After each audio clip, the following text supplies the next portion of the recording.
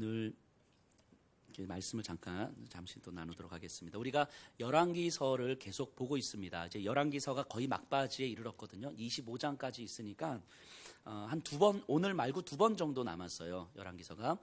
열왕기서를 우리가 쭉 묵상하면서 어떤 디테일한 사건들, 구체적인 사람 이름들을 다 기억하지 못하셔도 됩니다. 하지만 이 열왕기서를 하나님께서 왜 기록하셨는지, 이 열왕기서를 듣고 있는 사람들, 당시의 청중들은 나라가 무너져서 바벨론의 포로로 잡혀가 있는 포로된 이스라엘 백성들이었잖아요. 그러니까 삶이 좌절하고 절망하고 과연 하나님은 살아계시는지, 정말 하나님은 우리의 보호자가 맞는 것인지에 대해서 끊임없는 의심의 질문들을 던질 수밖에 없는 그런 상황 속에 처해 있는 사람들에게 주시는 말씀이란 말이죠. 이 열왕기서가. 그렇기 때문에 이 열왕기서는 오늘을 살아가는 우리들에게 주시는 말씀이라는 생각이 듭니다. 끊임없이 처절함을 경험해야 하고, 그래서 이 시대에서 살아가는 내 자신을 직면하기에는 우리의 마음의 힘이 너무 없어서 때로는 외면하고 회피하고 도피하고 무언가에 집중하고 열중하고 중독된 삶을 살아갈 수밖에 없는 오늘날 우리들의 삶에 하나님께서 이 열왕기서의 말씀을 주시는 거죠. 그래서 왕 한 사람 한 사람을 기억하는 것보다 그 왕을 통해서 하나님께서 무엇을 과연 말씀하시고자 하는가를 우리가 좀 기억했으면 좋겠습니다. 오늘은 이 요시야 왕에 대한 이야기를 할 거거든요. 히스기야, 므낫세, 우리가 지난 시간까지 살펴봤고요. 므낫세의 아들 아몬이 있는데 잠깐 2년 통치하고 살해당하고 죽어요. 그래서 아몬은 좀 넘어가려고 합니다. 그리고 그의 아들 이제 요시야 왕인데, 이 요시야 왕은 그 구약의 왕들 중에서 다윗, 솔로몬 다음으로 유명한 왕이 히스기야, 요시야 이렇게인데, 아마 히스기야보다 훨씬 더 다윗의 삶에 가까웠던 왕을 꼽자면 요시야 왕일 거예요. 즉 이스라엘의 열왕 속에서 다윗의 모습을 재현했다 싶은 왕이 바로 이 요시야 왕이에요. 그러니까 이스라엘의 역사 속에 가장 위대하다는 왕 중에 한 명이라고 우리가 생각해 볼 수 있어요. 자, 먼저 우리가 이제 앞서 살펴봤던 히스기야와 므낫세 왕을 다시 한번 돌아봤으면 좋겠어요. 히스기야 왕은요, 굉장히 위대한 왕이었어요. 종교개혁을 일으켰고 하나님 중심의 삶으로 이 나라를 바꾸려고 정말 자신의 삶을 걸었어요. 목숨을 걸고 종교개혁을 일으켰고요. 자신의 명예나 왕의 권력을 위해서 살지 않았어요. 그런데 시간이 조금씩 지나면서 나라가 안정이 되고 부유해지자 자신도 모르게 마음이 교만해지는 거예요. 내가 교만해지는지도 모른 채 교만해지는 거예요. 그래서 하나님께서 주신 은혜를 어느 순간부터 소홀히 여기기 시작하고, 그래서 히스기야의 의지와 히스기야의 마음과 상관없이 은혜에 보답하지 않는 삶이 됩니다. 그리고 그렇게 마무리가 돼요, 히스기야가. 근데 반면 므낫세 왕은 어떻습니까? 히스기야 왕의 므낫세, 그 55년 통치 기간 동안에 50여 년이라는 그 어마어마한 기간을 진짜 나쁜 삶을 살았어요. 진짜 악한 왕이었죠. 둘째가라면 서러울 정도로 나쁜 왕을 꼽으면 므낫세 왕이란 말이죠. 그런데 그의 삶의 마지막 즈음에 하나님은 아수르를 통해서 남유다를 짓밟으시고 이 므낫세 왕을 포로로 잡아갔어요. 완전 처절하고 비참하고 완전한 절망의 삶을 허락하셨죠. 거기서 므낫세는 하나님을 만났고 하나님 앞에 겸손했고 회개하고 돌아섰어요. 그리고 하나님께서 다시 왕으로 회복시켜 주셨을 때에 정말 하나님 앞에서 내가 티끌만도 못한 존재인데 이 왕의 자리를 내가 어떻게 감당합니까? 이 자리는 내 자리가 아니라 하나님께서 움직여 가셔야 되는 자리입니다라는 고백을 하게 되죠. 그러면서 이 나라를 다시 말씀으로 바꾸기 위해서 바꾸려고 하다가 죽어요.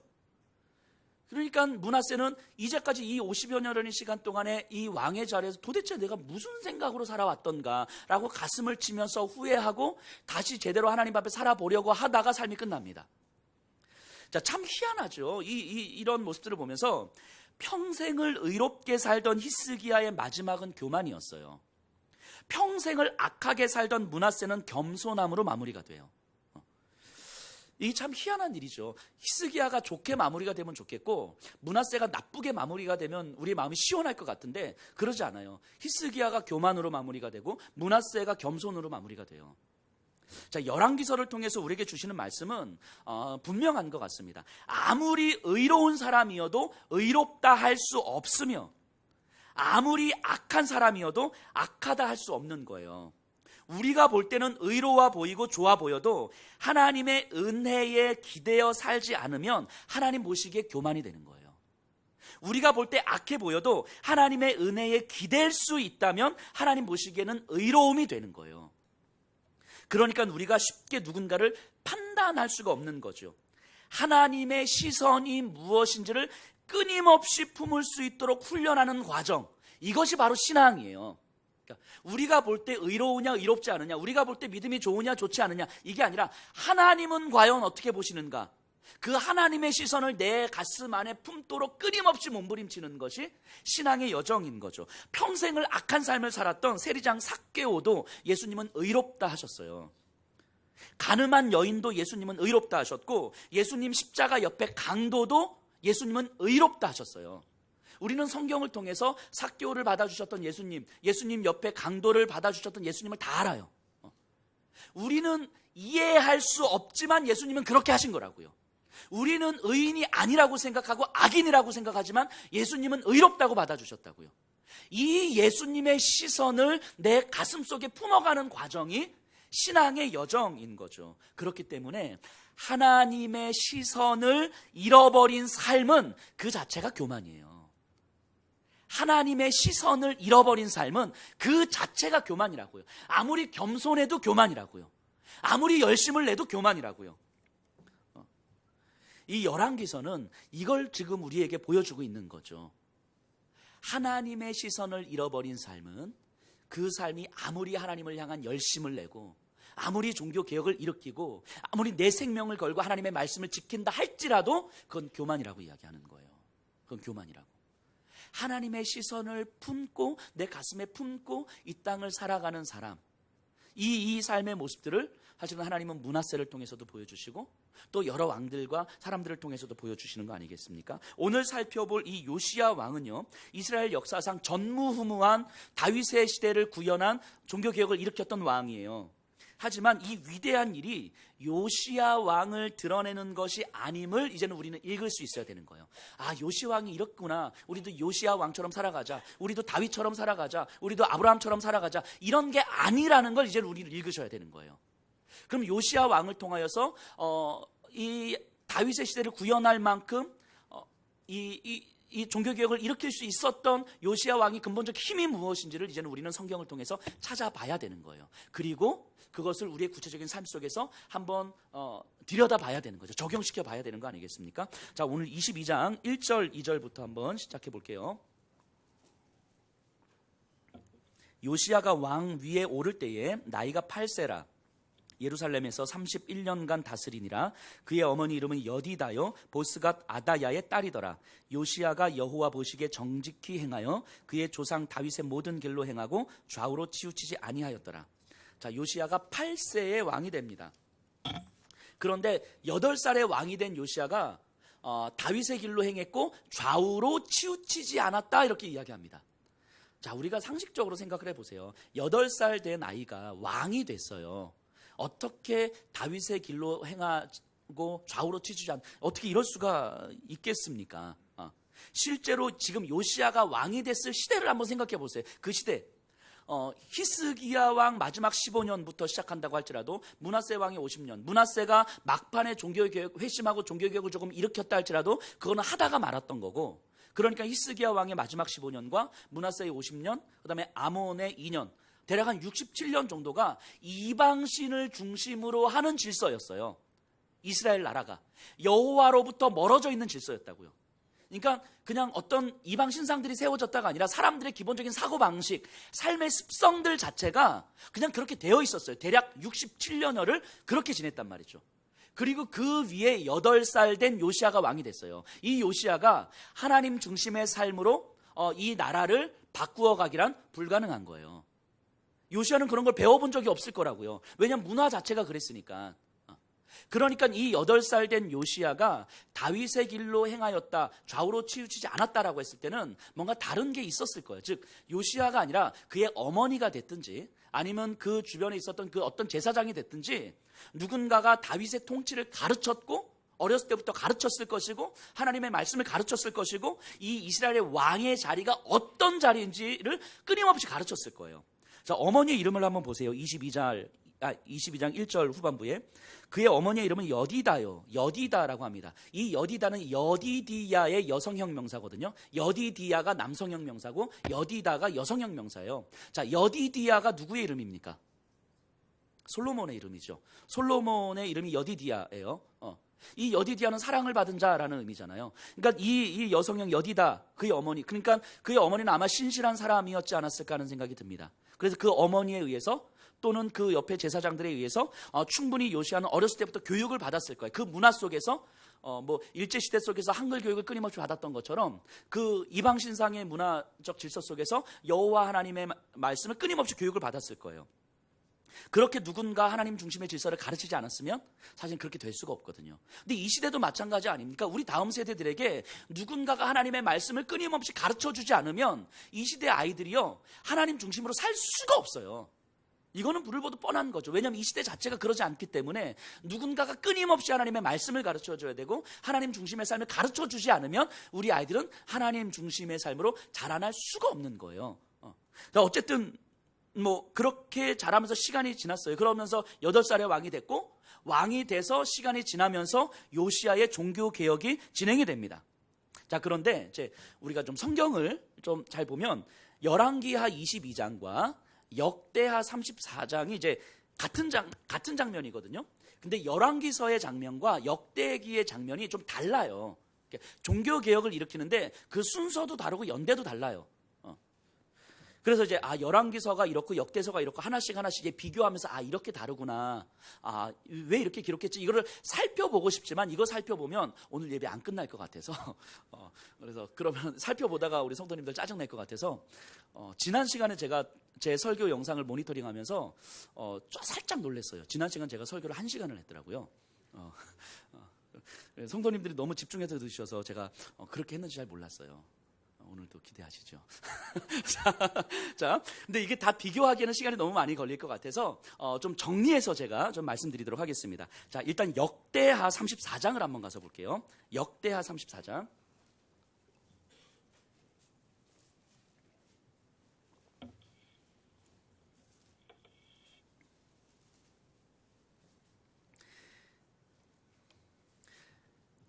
요시아의 종교개혁이 대체적으로 이렇게 이 흐름이거든요. 먼저 이 이스라엘 전역에 있는 이방 신상들을 제거합니다. 그리고 예루살렘 성전 안에 있는 이방 제단들을 제거해요. 그리고 성전 안에 이제 훼손된 부분들을 이제 수리합니다. 그리고 유월절을 지켜요. 이 순서로 이제 지나가요. 요시아의 개혁이. 자, 34장 3절 말씀 제가 한번 읽어볼게요. 아직도 어렸을 때 곧 왕 위에 있은 지 8년에 그의 조상 다윗의 하나님을 비로소 찾고 제12년에 유다와 예루살렘을 비로소 정결하게 하여 그 산당들과 아세라 목상들과 아로 새긴 우상들과 부어 만든 우상들을 제거하여 버리매. 자, 그리고 8절 요시아가 왕 위에 있은 지 18째 해에 그 땅과 성전을 정결하게 하기를 마치고 그의 하나님 여호와의 전을 수리하려 하여 아살랴의 아들 사반과 시장 마아세야와 서기관 요아하스의 아들 요아를 보낸지라. 자, 이 3절과 8절에 의하면 이런 내용이에요. 요시아가 8살에 왕이 되고 왕이 된 지 8년째 되는 해. 지금 몇 살입니까?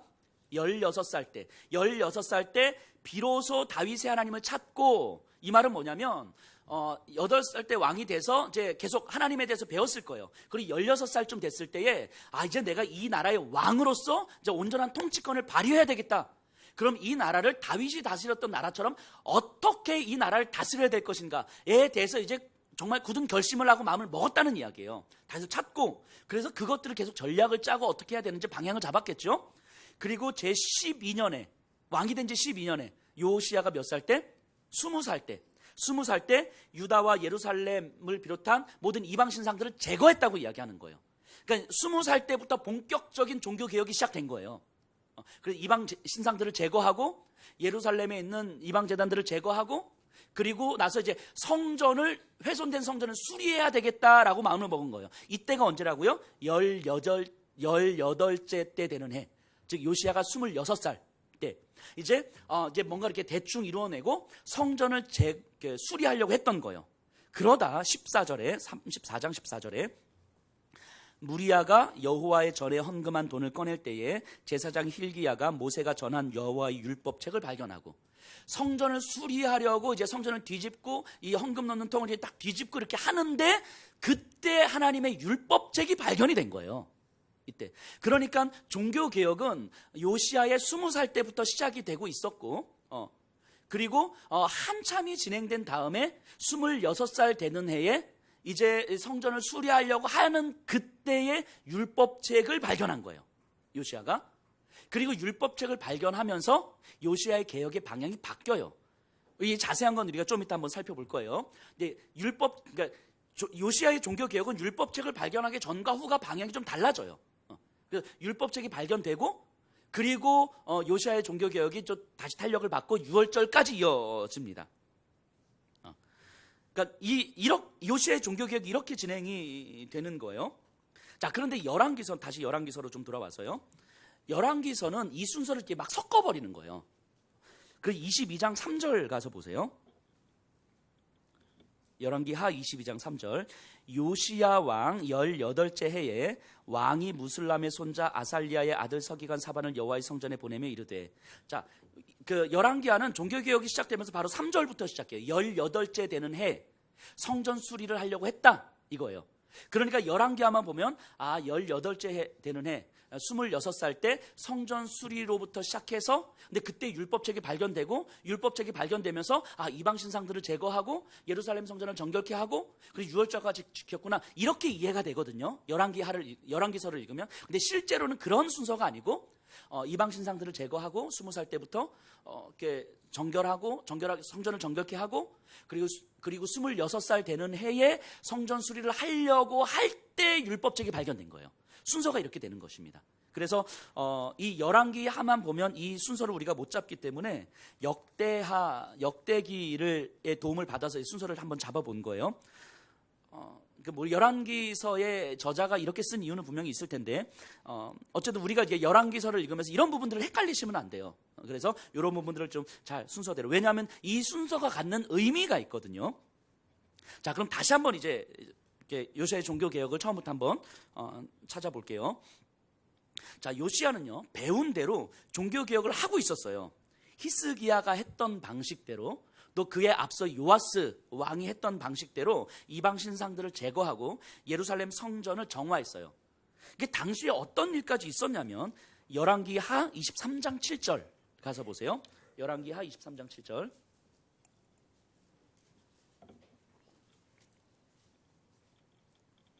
제가 읽어볼게요. 또 여호와의 성전 가운데 남창의 집을 헐었으니 그곳은 여인이 아세라를 위하여 휘장을 짜는 처소였더라. 자, 지금 뭐라고 나와 있어요? 예루살렘 성전 안에, 여호와의 성전 안에 뭐가 있었다고요? 남창의 집. 남창의 집이 뭡니까? 성매매하는 거잖아요. 이 성전 창기라고 하죠. 이 남성도 여성도 이게 다 있었던 거예요. 그러니까 성전 안에, 이 바깥에 어디 지방 어디도 아니고 여호와의 성전 안에 창기들이 있었다고 이야기해요. 창기들의 집이 거처가 있었다고 이야기하는 거예요. 이건 진짜 너무한 거 아니에요? 이게 여호와의 성전 안에? 그러니까 이 정도였단 말이에요. 그때 당시 상황이 이 정도였다고요. 그러니까 이런 말도 안 되는 상황들이 지금 이스라엘 안에서 벌어지고 있었고 예루살렘 성전 안에서 벌어지고 있었어요. 여호와께서 내 이름을 이곳에 두겠다라고 하는 이곳에서 하나님의 이름이 땅에 떨어지는, 정말 여호와의 이름을 망령되이 일컫는 짓들이 여기서 너무 자연스럽고 너무 당연하게 벌어지고 있었다고요. 근데 이것에 대해서 누구도 문제 제기를 하지 않고 너무도 자연스럽게 그냥 진행되고 있었던 거, 오랜 시간 동안. 므낫세 왕이 그거 아니겠다 싶어가지고 없애려고 하다가 죽어버린 거고, 그리고 없던 거. 근데 이거 이제 하나님의 말씀을 계속 배웠던 요시야가 힘이 없을 때는 그만하고 있다가 어느 정도 왕으로 딱 통치할 쯤이 딱 되니까 이제 이건 안 되겠다 싶었던 거죠. 그래서 이걸 제거하기 시작합니다. 근데 이거는 종교적인 문제이기도 하지만 한편으로는 또 정치적인 문제이기도 하잖아요. 이 성전과 이 이방신들을 섬기는 제사장과 이들을 비호하고 있는 정치 세력들이 있었을 것이고 백성들의 요구가 있었을 것이고 그 모든 요구와 그 모든 정치적 이해관계 앞에서 뭘 들이대고 있는 거예요, 요시야는? 어느 편을 들 것인가 아니면 어떻게 조율을 할 것인가가 아니에요. 하나님의 말씀을 들이대고 있는 거예요. 하나님의 마음을 들이대고 있는 거라고요. 어떤 입장에서야 이 나라가 조금 더 조화롭게 안정감 있게 갈 것인가가 아니고 이 상황에 대해서 하나님의 말씀을 들이대고 있는 거라고요. 그러니까 요시야는 목숨을 걸고 있는 거예요. 이 개혁이 실패하면 자기도 죽고 자신의 친족도 다 죽는 거 아니겠어요? 여기에 목숨을 걸고 있는 거죠. 그런데 아마 요시야의 개혁이 여기서 끝났다면, 그래서 성전을 정화하고 그리고 훼손된 성전을 수리하고 끝났다면 아마 역사는 히스기야와 같은 개혁을 일으켰던 왕이 한 명 있었구나, 요시야 왕 참 대단하다 하고 끝났을 거예요. 그러면 그 이상의 의미가 없는 거죠. 근데 그때 성전을 정결하게 하고 이방 신상들을 제거하고 성전을 정결하게 하고 이제 성전을 이제 수리해야 되겠다. 이걸 수리하고 나면 이제 뭔가 그 다음 뭐 해봐야 되겠다. 뭐 이런 생각을 하고 있을 그때 율법책이 발견된 거예요. 율법책이. 이 율법책은 많은 학자들이 입을 모아 말하기를 신명기라고 이야기합니다. 창세기, 출애굽기, 레위기, 민수기, 신명기, 이 신명기. 모세의 마지막 설교. 이게 그냥 책의 형태가 아니라 이제 두루마리의 형태였겠죠. 두루마리로 된 신명기의 말씀. 그럼 이런 생각을 해볼 수 있어요. 이 신명기의 말씀을 찾아서 듣고 요시야의 개혁의 방향이 바뀌거든요. 그러면 그 이전에는, 그럼 신명기의 말씀이 발견되기 전에, 이 율법책이 발견되기 전에는 그럼 요시야는 뭘로 교육받았을까요? 이 율법 두루마리가 없었잖아요. 아마 이랬을 거예요. 제사, 제의제도, 레위기에서 나오는 하나님께서 이런 제사 제도를 왜 허락하셨는지, 하나님께서 왜 이 성전을 허락하셨는지, 이런 것들과 다윗의 고백들, 남아있는 다윗과 솔로몬의 고백들, 그리고 구전으로 내려오는 신앙 교육이었을 거예요. 그러니까 어렸을 때부터 요시야는 주변의 사람들로부터 말씀에 대해서 듣고, 하나님에 대해서 듣고, 하나님 중심의 삶에 대해서 듣고, 이 나라의 정체성에 대해서 듣고, 이 나라의 왕의 위치에 대해서 듣고, 이 나라가 어떻게 가야 될 것이냐에 대해서 들어서 알고 있었을 거예요. 그래서 그 말씀을 듣고 개혁을 지금 일으키고 있는 중이잖아요. 그런데 그 와중에, 종교개혁을 일으키고 있는 와중에, 하나님의 거룩한 부담감을 가지고 종교개혁을 일으키고 있는 와중에 신명기 두루마리가 발견이 된 거예요. 그리고 그 기록된 말씀을 듣고 그의 태도가 달라집니다. 자, 22장 11절입니다. 왕이 율법책의 말씀을 듣자 곧 그의 옷을 찢으니라. 율법책의 말씀을 듣자 그의 옷을 찢으니라. 옷을 찢는다는 의미가 뭡니까? 회개해야 한다는 의미죠. 참회해야 한다는 의미잖아요. 내 옷을 찢고 정말 내가 주님 앞에 벌거벗은 모습으로, 수치스러운 모습으로 나갈 수밖에 없음을 고백하는 거죠. 하나님, 내가 이렇게 수치스러운 존재입니다. 벌거벗은 존재입니다. 하나님의 은혜가 아니면 내가 도저히 설 수 없는 존재입니다. 라는 것을 고백하고 있는 거 아니겠습니까? 옷을 찢는 거예요. 19절 보세요. 내가 이곳과 그 주민에게 대하여 빈터가 되고 저주가 되리라 한 말을 내가 듣고 마음이 부드러워져서 여호와 앞 곧 내 앞에서 겸비하여 옷을 찢고 통곡하였으므로 나도 내 말을 들었노라. 여호와가 말하였느니라. 자, 이 말을 듣고 마음이 부드러워졌다라고 이야기합니다. 마음이 부드러워졌다는 의미는 말씀을 들을 만한 상태가 되었다, 이런 얘기예요. 말씀을 들을 만한 상태가 되었다. 마음이 부드러워지지 않으면 말씀이 아무리 들려도 내가 듣고 싶은 말씀만 듣는 거예요. 내가 듣고 싶지 않은 말씀은 내가 받아들일 수 없는 말씀은 안 듣는 거예요. 듣고 싶은 말씀만 듣는 거죠. 이게 마음이 강팍한 상태라고 이야기하죠. 똘똘 뭉쳐있는 상태. 근데 이 마음이 부드러워졌다는 얘기는 그것이 어떤 말씀이든지 말씀이 선포될 때 말씀을 들을 수 있는 상태. 그 말씀이 나를 찌르는 말씀이든 그 말씀이 나에게 수치스러움을 주는 말씀이든 내 민낯을 드러내는 말씀이든 이것이 하나님의 말씀이라면 들을 수밖에 없는 상태. 이게 마음이 부드러워졌다, 이 얘기예요. 그러니까 이 요시야의 마음이 부드러워졌다고 이야기합니다. 자기 의가 깨졌다는 거죠. 내 안에 내가 세우고 있는 내 의가, 나도 모르긴 내 의가 있는 거죠. 이건 내 의야 라고 생각하지 않는 내 의가 있는 거죠. 이 자기 의가 깨졌다라고 이야기하는 거죠. 그리고 하나님 앞에 겸손하게 회개한 거예요. 옷을 찢고 통곡했다고 이야기합니다. 자, 잘 보세요. 지금 요시야의 모습을 잘 보셔야 돼요. 개혁의 포인트가 달라져요. 이제까지는 개혁의 포인트가 개혁이 어떤 방향으로 진행되고 있었어요? 이스라엘에 만연된 이방 신상들, 더럽혀진 예루살렘 성전, 훼손된 성전이었어요. 물론 이건 너무너무 당연히 필요한 것들이죠. 바꿔야 되는 거, 이방 신상들 제거해야 되는 것이고, 성전을 정결케 해야 되는 것이고, 그 훼손된 성전을 수리해야 되는 게 맞아요. 그런데 말씀이 들어오고 말씀이 들리고 말씀이 자기에게 비추어지기 시작하면서 요시야가 어떻게 달라지냐면 바로 자기 자신을 보기 시작합니다. 자기 자신을 보기 시작하는 거예요. 이 개혁의 대상이, 하나님 앞에서 종교 개혁의 대상이 그 어떤 것도 아니라 바로 자기 자신임을 자각하기 시작하는 거예요. 내가 진짜 개혁의 대상인 거구나. 내가 이방 신상들을 제거하고 내가 성전을 정결케 하고 내가 성전을 수리하는 것도 개혁의 일환일 수 있지만 그것보다 더 심각한 문제가 있는데, 더 심각한 어둠이 있고 더 심각한 죄가 있는데 그것이 어디에 있냐면 바로 내 안에 있구나. 이게 발견되기 시작한 거예요. 하나님의 말씀이 내 안에 비추어지기 시작하면서 내 안에 더 깊은 어둠과 죄악들이 발견되는 거예요. 요시야는요, 하나님에 대해서 배우고 다윗의 하나님을 지금 내 삶에서 구현하고도 정말 애를 쓰고 있었어요. 할 수 있는 최선을 다하고 있었어요. 요시야 왕이요, 개인적인 명예나 개인적인 이익이나 왕의 권력을 탐하지 않았어요. 온전히 이 나라를 위한 헌신이었다고요. 자신의 생명을 걸고 이 나라를 위한 헌신을 하고 있었던 거예요. 누가 봐도 위대하고 누가 봐도 대단한 삶이었거든요. 그런데 그 요시야에게 하나님의 말씀의 빛이 그 중심을 비추자 요시야는 그 어떤 것도 아닌 자기 자신이 보이기 시작한 거예요. 자기 자신이. 정말 내 안에 깊은 죄의 문제가 있었는데 이게 가려져 있었구나. 내가 종교개혁을 한다는 미명 아래, 이 나라를 거룩하게 세워간다는 미명 아래 내 안에 있는 깊은 죄가 내 안에 가려져 있었구나. 하나님을 향한 열심으로 인해서 내 안에 있는 죄가 가려져 있었구나. 이걸 보기 시작한 거죠. 이 요시야의 증조 할아버지가 히스기야거든요. 증조 할아버지가. 이 위대한 히스기야 왕도 여기까지는 발견하지 못한 거였구나. 그 위대한 히스기야 왕이 그 삶의 마지막이 그렇게 허무하게 교만으로 마무리되었던 이유가 정말 하나님의 마음을 품고 이 나라를 개혁은 했지만 그 하나님의 말씀으로 내 깊은 내면의 죄악을 비추어 보질 못했던 거구나. 그러니까 히스기야의 종교개혁이 나라를 개혁하긴 했지만 결국 그 사람을 변화시키지 못했구나. 사람을 변화시킨 건 아니었구나. 마치 오늘날에 이 교회가 개혁되어야 되는데 교회가 정말 많이 개혁이 되지만 사람을 변화시키지를 못하는구나. 이거하고 똑같은 거 아니겠습니까?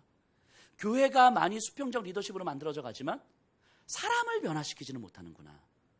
이런 거 아닙니까?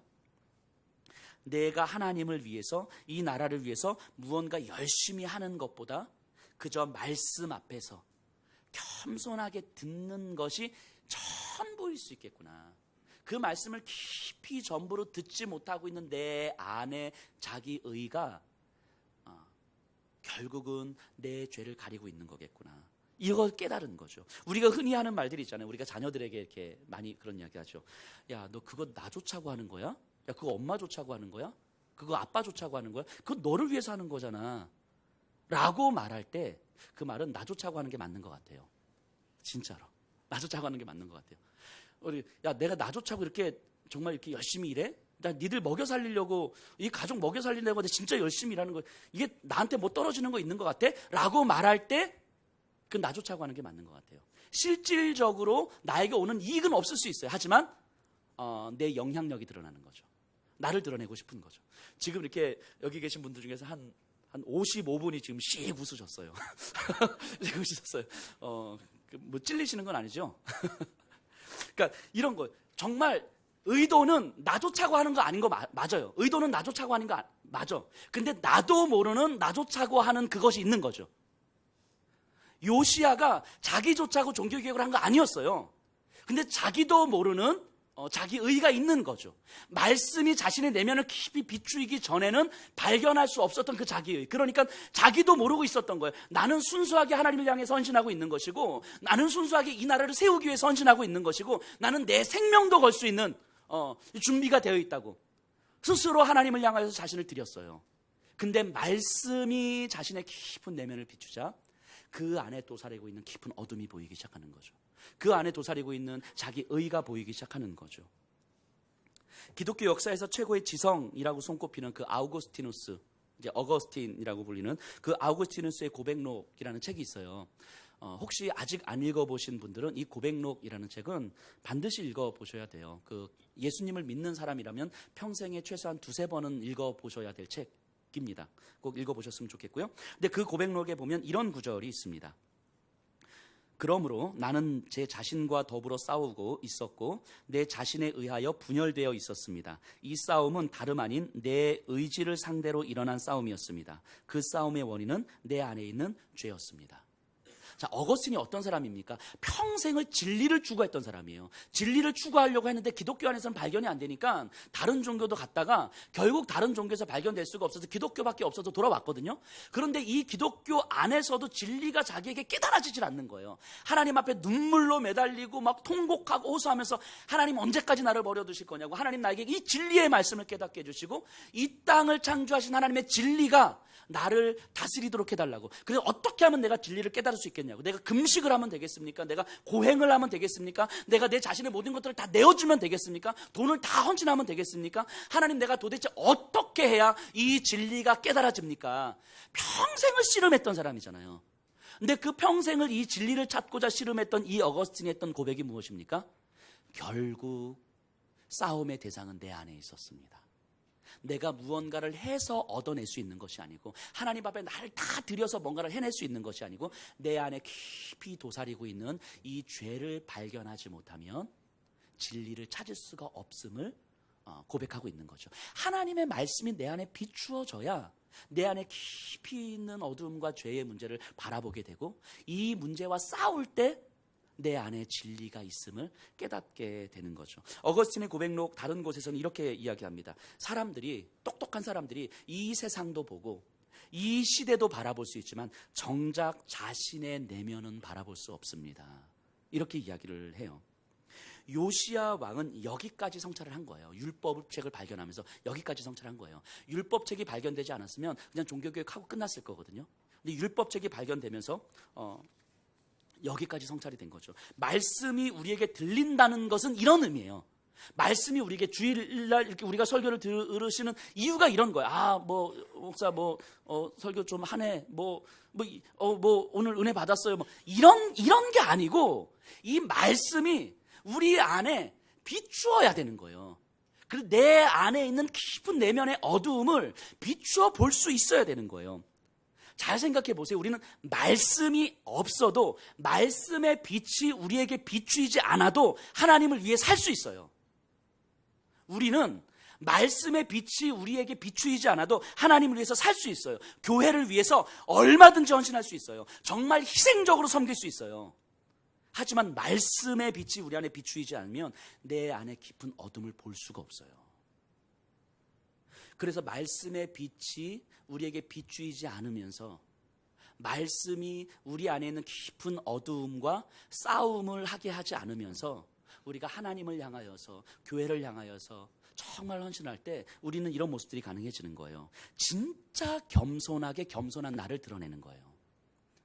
진짜 겸손하게 열심히 있는 나를 드러내는 거예요. 이해가 되시나요? 겸손하게 겸손한 나를 드러내는 거예요. 이게 자기 의이지요. 말씀이 들린다는 것은요, 내 안에 깊은 어둠에 창조의 역사가 임하는 거예요. 창세기 1장 2절을 생각해 보세요. 흑암이 깊음 위에 있고 하나님의 영은 수면 위에 운행하시니라. 그 깊은 어둠 속에서 하나님의 말씀이 선포되죠. 빛이 있으라. 그리고 빛이 있었고 어둠은 물러갑니다.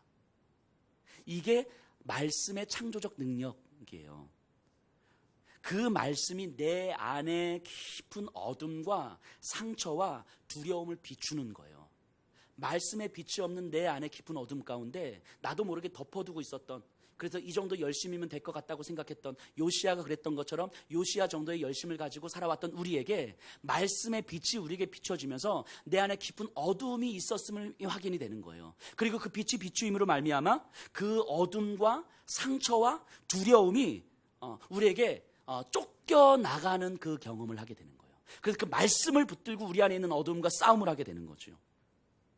요시야에게 허락된 은혜는 바로 이 말씀의 빛이었어요. 자, 고백록의 아우구스티누스의 고백록의 다른 부분에 보면 한 장면인데요. 아우구스티누스가 하나님을 만나는 장면이에요. 어떻게 묘사되고 있냐면요. 어거스틴이 하나님을 향해서 눈물을 흘리면서 기도하고 있는 거예요. 하나님, 언제까지 나를 버려두실 것입니까? 진리를 이렇게 찾고 싶고 진리를 만나고 싶은데 왜 나에게는 이 진리가 만나지질 않습니까? 도대체 하나님, 내가 무엇을 어떻게 해야 되겠습니까? 라고 탄식하며 눈물로 기도하고 있었어요. 근데 그때 바깥에서, 창 바깥에서 아마 주일학교 아이들이 뛰어놀고 있었던 것 같아요. 그리고 아마 성경학교에서 배웠던 노래였던 것 같아요. 이제 노래 한 소절을 부르고 있었어요. 라틴어로 똘레레게 이런 말인데, 이거는 집어서 이렇게 잡아서 읽어라 이런 얘기예요. 그러니까 성경을 들고 읽어라 이런 말인데, 그러니까 이게 막 탄식하고 있는데 그 아이들의 그 노래소리가 들린 거예요. 그래서 어거스틴이 갑자기 자신의 탄식과 울음을 멈추고 성경을 핀 거죠. 이게 하나님의 음성인가? 하면서 성경을 핀 거예요. 그때 읽었던 말씀을 로마서 13장 13절에 14절이거든요. 이 말씀이었어요. 어거스틴을 변화시킨 말씀이, 낮에와 같이 단정히 행하고 방탕하거나 술 취하지 말며 음란하거나 호색하지 말며 다투거나 시기하지 말고 오직 주 예수 그리스도로 옷 입고 정욕을 위하여 육신의 일을 도모하지 마라.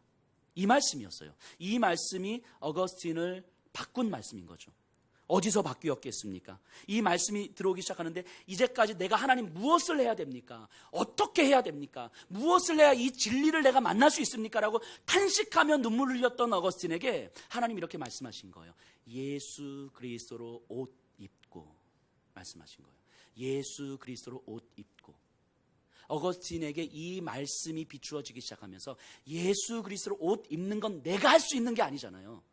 내가 찾아서 할 수 있는 것이 아니잖아요. 이 땅을 향한 성부 하나님의 그 긍휼하신 사랑이 십자가 위에서 죽으신 예수 그리스도의 그 순종의 은혜로, 그리고 그 성령 하나님께서 내 안에 오셔서 그 예수의 생명이 이미 너에게 주어졌다고 선포하실 때 예수 그리스도 옷 입게 되는 거잖아요. 내가 할 수 있는 것이 진짜 하나도 없는 거구나. 오직 하나님의 은혜에 기대서 예수 그리스도로 내가 옷 입어지는 것 외에는 내가 진리를 만날 수가 없는 거구나. 그 진리를 그 예수 그리스도 옷 입기 전에는 내가 내 자신을 생명을 다 내어준다 할지라도 이것은 죄일 수밖에 없는 거겠구나. 내가 완전히 헌신하고 희생한다 할지라도 이것은 죄일 수밖에 없는 거겠구나. 그런데 이런 내 모습을 가지고 진리를 만나게 해달라고, 진리를 깨닫게 해달라고 눈물을 흘리면서 탄식했던 이 모습을 돌아보면서, 이거는 예수 그리스도로 옷을 입어야만 가능하겠구나. 이 말씀의 빛이 어거스틴의 내면을 비춘 거죠. 이 말씀의 빛이 아니고서 진리를 만나고 싶어 했던 그 어거스틴에게 이 말씀의 빛이 비추이면서 그 마음의 검은 구름이 사라지기 시작하는 거죠. 말씀의 빛이 나를 덮고 있는 검은 구름을 사라지게 만드는 경험. 이게 종교개혁이죠. 이게 종교개혁 아닙니까?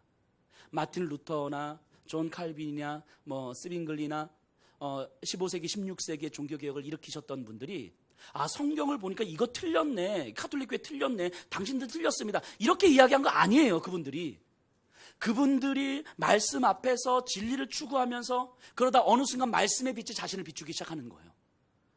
말씀의 빛이 자신을 비추는데 이 땅을 향한, 그리고 나를 향한 그 하나님의 사랑이 내 작은 가슴 안에 들어오는데 그 사랑을 내가 감당할 수가 없는 거예요. 이제까지 내가 얼마나 열심을 냈는데, 내가 하나님 앞에 얼마나 고행을 했는데, 마틴 루터는 어땠습니까? 정말 누구보다도 열심을 냈고 고행을 했던 수도사였잖아요.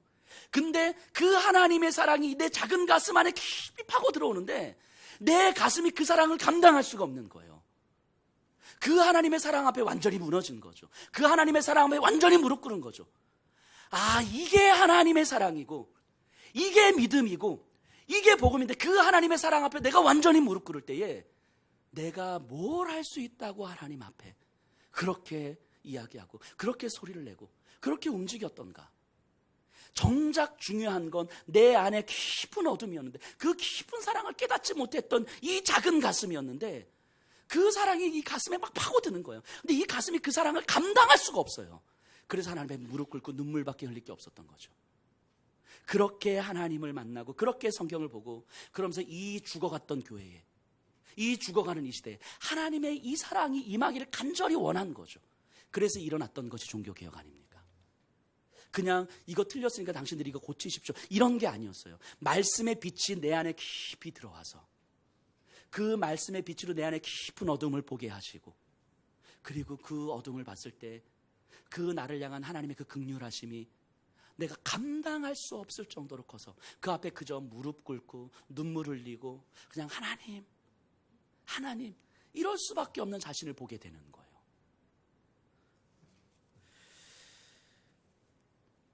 이게 종교개혁 아닙니까?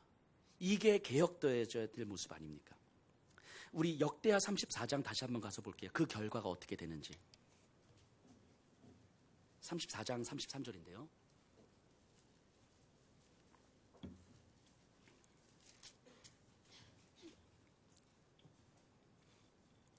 제가 읽어볼게요.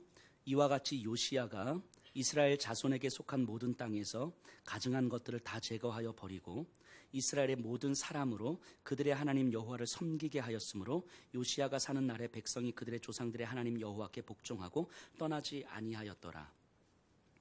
저는 이 33절을 읽으면서 막 정말 가슴이 뜨거워졌어요. 어디서 뜨거워졌냐면 이스라엘의 모든 사람으로 그들의 하나님 여호와를 섬기게 하였으므로 그들이 여호와 하나님을 복종하고 떠나지 않게 하였더라. 정말 진지하게 자기 스스로에게 질문 던져보세요. 정말 스스로에게 질문 던져보세요. 정말 교회를 다니는 나에게 주변의 사람들이 어떤 이야기를 하고 있는가? 아, 너 진짜 교회 열심히 다닌다. 너 진짜 헌신한다. 너 진짜 일 잘한다. 아, 일 하나 맡겨놓으니까 진짜 확실하게 하네. 이런 이야기입니까? 아니면 야, 너 때문에 내가 예수님을 잘 섬기게 됐다.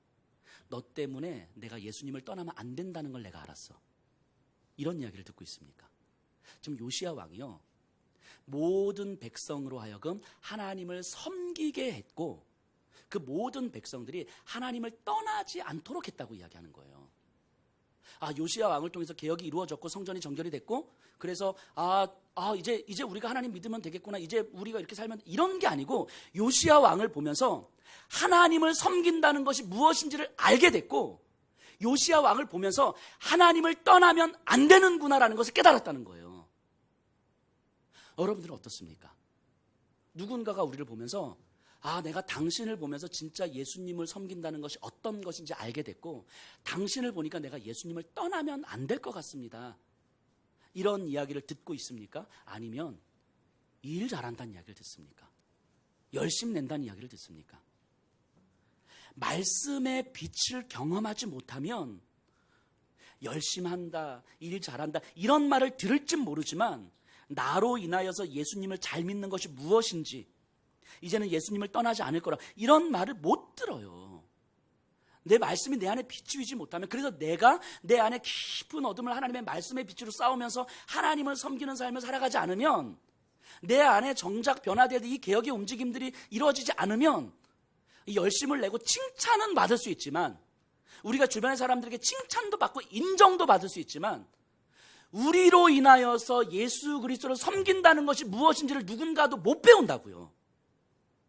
우리가 이 땅에 하나님의 사람으로 서 있는 이유가 무엇입니까?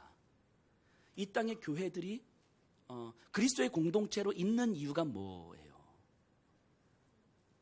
진지하게 질문 던져보셔야 됩니다. 이 요시야가 율법책을 발견하지 않았으면 저는 33절은 없었을 거라고 생각해요. 근데 율법책을 발견하고 나서 이 33절의 모습이 저는 나타났다고 생각합니다. 근데 이 생각을 좀 교회를 중심으로 조금만 확장해 보면 삼위일체 하나님의 모습을 다시 새롭게 좀 보게 되는 것 같아요. 나중에 이 열왕기하가 끝나고 우리가 한 8주 정도에 걸쳐서 사도신경 강해를 할 거거든요, 주일 예배 때. 그리고 그 끝나고 이제 누가복음 들어갈 건데, 이 사도신경을 하면서 우리가 성부, 성자, 성령 하나님에 대해서 우리가 이제 좀 더 구체적으로 다룰 거예요. 근데 간략하게만 잠깐 우리가 정리를 좀 해보면, 이 교회는요, 교회의 원형은 삼위일체 하나님이거든요. 그러니까 교회는 이 원형을 소망하면서 가는 거예요. 삼위일체 하나님을 교회가 어떻게 닮아갈 것인가, 이게 교회가 존재해야 되는 이유, 교회의 모습이어야 되거든요. 자, 삼위일체 하나님은요, 성부, 성자, 성령 하나님은 서로가 서로를 향한 완전한 사랑의 관계잖아요. 그러니까 성부가 성자 하나님을, 성자는 성령 하나님을, 또 성령 하나님은 성부 하나님을 완전한 사랑과 헌신과 섬김의 관계인 거죠. 그래서 서로를 향한 아픔을 지니고 있어요. 성부 하나님은 성자 하나님을 너무 사랑하셨기 때문에 당신의 아들을 십자가로 내어 버리셔야 했던 아픔을 지니게 되는 거고요. 성자 하나님은 성부 하나님을 너무너무 사랑하셨기 때문에 자신의 십자가의 죽으심과 버림받음의 아픔을 경험하셨어야 됐고요. 성령 하나님은 성부와 성자 하나님이 그 아픔을 경험하셔야만 했던 이유가 우리의 죄 때문이라는 걸 알기 때문에 우리 안에 들어오셔서 지금도 우리 안에서 우리의 죄와 끊임없이 싸우시는 그 아픔을 경험하고 있는 거예요. 성부와 성자와 성령 하나님은 서로가 서로를 향하여서 완전한 사랑의 관계에 있으시기 때문에 서로를 향한 아픔을 지니고 있는 거예요. 근데 어느 순간 그 아픔이 아니라 사랑으로 경험되는 것이 성부와 성자와 성령 하나님의 사랑의 관계인 거죠. 그래서 어떤 추상적 사랑이 아니라 아픔이 사랑으로 승화되어지는 사랑의 관계가 바로 삼위일체 하나님의 관계인 거죠. 그래서 구원은 삼위일체 하나님의 완전한 사랑의 관계 안으로 우리를 초청해 주신 사건이에요. 구원은 내가 예수 믿고 구원 받았습니다. 이런 게 아니고 삼위 하나님의 완전하신 사랑의 관계 안으로 우리가 초청을 받은 사건이에요. 우리로는 불가능하지만 삼위 하나님으로는 가능하기에 우리의 그 완전하신 사랑. 그래서 그 대상을 사랑하기 때문에 지녀야만 하는 이 아픔을 기꺼이 감당하는 것이고 그 아픔이 어느 순간 아픔이 아닌 사랑으로 승화되어지는 관계. 그러니까 삼위 하나님의 관계인 거죠. 그 삼위 하나님의 관계 안으로 우리가 초청을 받은 거예요. 구원을 받았다라고 하는 것은. 그럼 우리에게는 그 삼위 하나님의 사랑의 관계를 누리면 되는 거거든요. 이게. 그리고 그 삼위 하나님의 원형이 바로 그 원형으로 하는 공동체가 교회인 거죠. 그러니까 오늘날 교회에 참된 종교개혁이 필요하다라고 하는 것은 이 삼위 하나님의 완전한 사랑의 관계를 회복하는 걸 이야기하는 거예요. 단순하게 어떤 질서와 제도 바꾸는 거 필요하죠. 근데 뭐 헌금 바구니를 돌릴 거냐 말 거냐 이런 차원을 이야기하는 것이 아니라 진짜 우리 안에 삼위 하나님의 완전하신 사랑의 관계가 그것이 교회의 본질이 되고 교회가 소망하고 갈망하는 방향성이 되고 있는가, 그것을 위해서 이 교회가 좀 존재하고 있는가를 우리가 끊임없이 되새기고 보아야 되는 거죠. 그래서 우리가 하나님을 바라보면서 우리가 서로를 바라보면서 그 한 영혼을 사랑하고 한 영혼을 살리기 위해서 감당해야 될 아픔은 내 몫이라고 받아들이고 있는가, 그리고 어느 순간 내 몫이라고 받아들인 이 아픔이 사랑으로 승화되어지기를 간절히 소망하고 갈망하고 있는가, 이것이 교회 안에서 회복되어져야 되는 거예요. 이 질서가. 그래서 내가 감당해야 될 아픔과 자존심 상함과 자기 깨어짐의 수치스러움은 한 영혼을 향한 사랑이기에 감당해야 될 몫이라는 걸 우리는 이제 깨닫게 되는 거예요. 그리고 그 아픔을 감당해 갈 때에 삼위 하나님의 사랑의 관계를 우리가 누려가는 거예요. 그리고 그 아픔이 더 이상 아픔이 아닌 사랑임이 깨달아질 때에 우리의 신앙은 깊어지는 거죠. 우리의 신앙은 이렇게 깊어져 가는 거예요. 그래서 교회에서 이 삼위 하나님의 완전하신 사랑의 관계가 훈련되어지면 질수록 우리의 신앙이 좀 더 깊어지는 거예요. 오늘날 이 시대를 바라보면서 한편으로 좀 마음이 아프기도 합니다. 점점 얕아져만 가는 이 시대의 어떤 영적 수준을 보면서 조금 손해보는 것을 견디지 못해하고, 내가 좀 더 상처받고 아픈 것을 견디지 못해하고, 그러면서 뭔가 내가 감당해야 될 몫과 상관없이 그냥 그저 내가 어떻게 만족하고, 내가 어떻게 조금 더 편안하고, 내가 어떻게 그냥 말씀 듣고 내 방식대로 그냥 잘 무난하게 살아가는 것을 신앙의 전부라고 생각하는 이 시대의 그 아주 얕은 이 영적 수준을 바라보면서 너무 마음이 아파요. 하나님이 이런 것 때문에 교회를 허락하신 것이 아닐 것이고, 하나님이 이런 것 때문에 우리 성도들을 허락하신 것이 아닐 텐데 어쩌다가 이 시대가 여기까지 왔을까라는 생각을 하게 됩니다. 이 삼위 하나님을 원형으로 하는 교회의 모습을 저는 우리 바울의 모습을 통해서 가끔씩 보게 됩니다. 우리가 요즘 수요 성서학당 때 고린도 후서를 지금 공부하고 있거든요. 고린도 후서를 묵상하다 보니까 바울이 고린도 교회를 향하여서 이렇게 이야기를 하더라고요. 내가 너희를 신뢰함이 참 기쁘다. 내가 너희에 대해서 자랑하는 것이 이게 참이다. 이게 참 감사하다.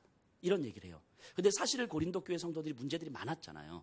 문제들이 많고 여러 가지 부족한 모습들이 굉장히 많고, 근데 바울은 그들을 충분하게 신뢰한다고 이야기합니다. 그리고 신뢰하는 것이 기쁘다고 이야기하는 거예요.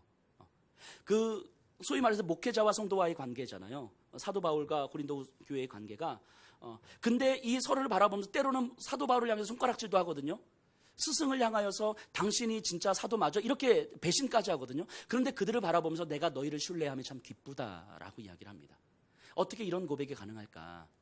저는 말씀의 빛이 그 사도 바울 안에 비추어졌고, 그리고 그 말씀의 빛이 내 내면을 비추면서 내 안에는 깊은 어둠과 상처와 두려움들을 그 말씀을 붙들고 끝까지 싸움을 했고, 그리고 그 하나님의 시선으로 고린도 성도들을 바라봤을 때 그래도 저 상태에서 몸부림치고 있고, 그래도 내가 편지를 써서 이야기할 때 그 말씀을 들으려고 하고, 그래도 안 되지만 몸부림치려고 하는 그 모습을 보면서 너무 자랑스러운 거죠. 그래서 그 부족한 모습, 때로는 나한테 손가락질하고, 때로는 나를 배신하고, 때로는 하나님 앞에서 죄를 짓는 삶을 살아도 그 모습은 내가 감당해야 될 아픔이겠구나. 고린도 성도들의 그 모습은, 무너지는 그 모습은 목회자로서 내가 감당해야 될 아픔이겠구나. 그렇기에 저들을 충분하게 사랑할 수 있는 거겠구나 라는 마음 아니겠습니까? 그래서 신뢰함이 참 기쁘다라고 이야기를 합니다. 그 모습을 보면서 저는 너무너무 감동이 됐어요. 그리고 저는 저와 우리 교회 성도님들을 좀 생각해 보게 됩니다. 거짓말처럼 들리실지 모르겠지만 저는 우리 성도님들 너무 자랑하거든요. 외부에 나가서. 진짜예요. 외부 목사님들 만나면 자랑해요. 자랑. 성도님들, 여목사를 힘들게 하는 성도 있지? 괜찮아, 얘기해봐. 꼭 있을 거라고 전제하시더라고요. 없어요. 진짜로. 이렇게 자랑을 하거든요. 그리고 실제로 제가 우리 성도님들을 자랑하고 있다는 사실이 참 기뻐요. 정말로. 그러면서 어떤 생각을 하게 되냐, 바울의 이 마음을 품게 됩니다.